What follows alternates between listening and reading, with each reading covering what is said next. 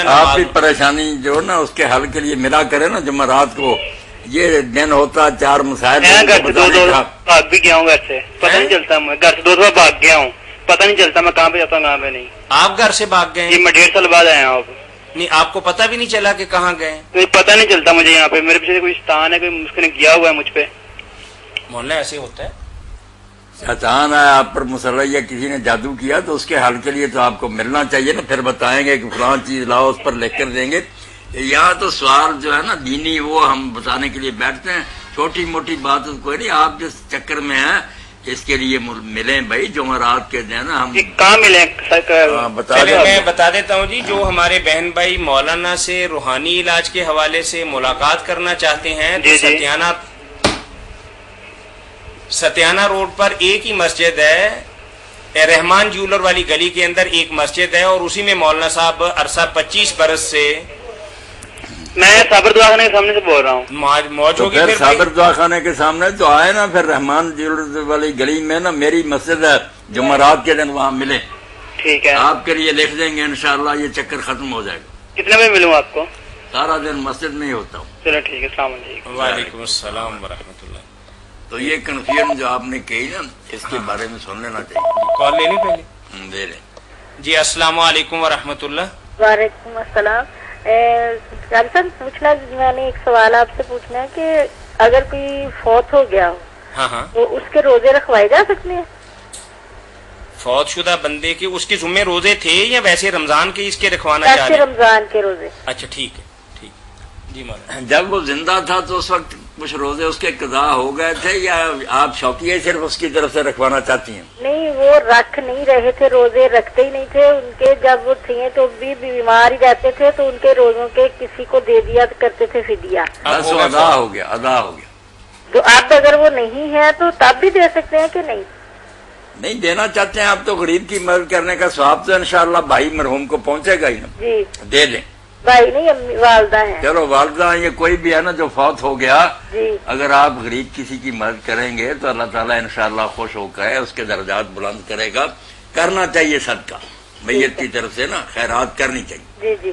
تو دوسرا سوال یہ ہے کہ اگر 1 سال کے بعد 3 سال ہو گئے فوت ہوئے اور ہر سال ان کی قبر جو ہے بیٹھ جاتی ہے, تو یہ ان پہ کوئی عذاب ہے یا کوئی مسئلہ ہے, یہ نہیں سمجھ آ رہی.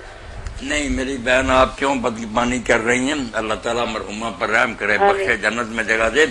قبر بیٹھ جانے سے ایسی باتیں نہیں نتیجہ نکالنا چاہیے. باقی قبر آپ درست کروا دیا کریں, اگر بیٹھ جاتی ہے نا تو اس پر مٹی ڈلوا دیں, کچھ کنکریاں وغیرہ اس پر ڈال دیں جس سے نہ بیٹھے. ٹھیک ہے, قبر کی حفاظت کرنی چاہیے. ٹھیک ہے.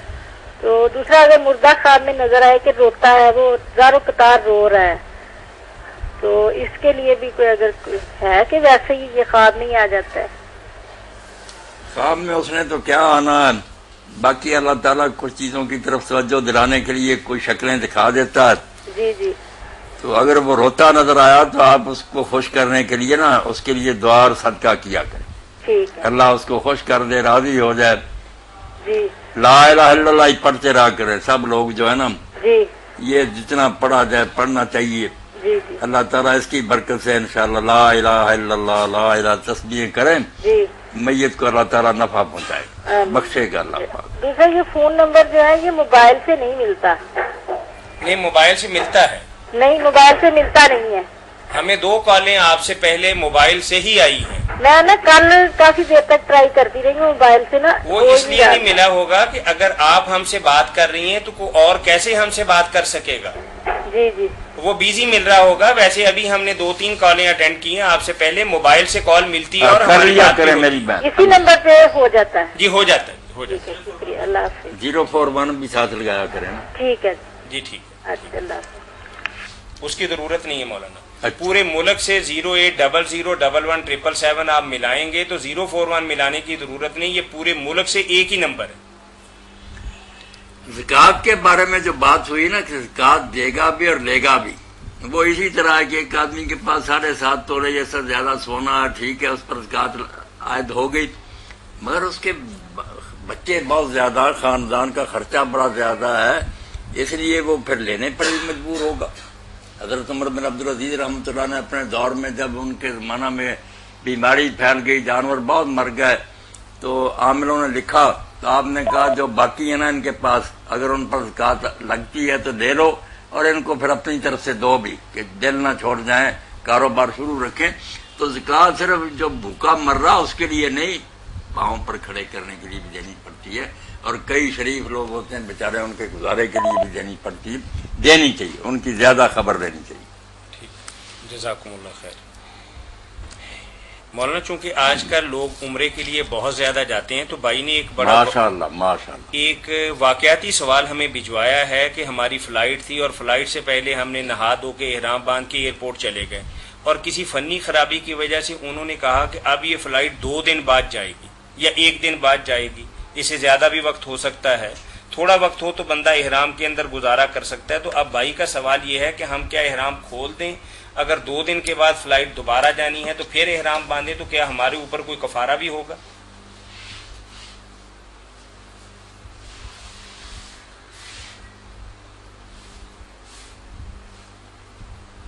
احرام باندھنا ایک تو یہ ہے کہ لوگ سمجھتے ہیں نہا دھو کر جب 2 چادریں پہنی تو ہم نے احرام باندھ لیا، بے شک لبیک نہ کہا ہو، تو یہ احرام نہیں ہے، کپڑوں کا نام احرام نہیں۔ زیادہ لوگ میں نے دیکھا ان کے خیال میں یہ کہ کپڑے جو ہے احرام ہے، اس لیے کہتے ہیں اگر اتار لیے تو احرام کھل گیا، ایسی بات نہیں، کپڑے جو ہیں ان کو احرام نہیں کہتے، کپڑے تو صرف تیاری ہیں۔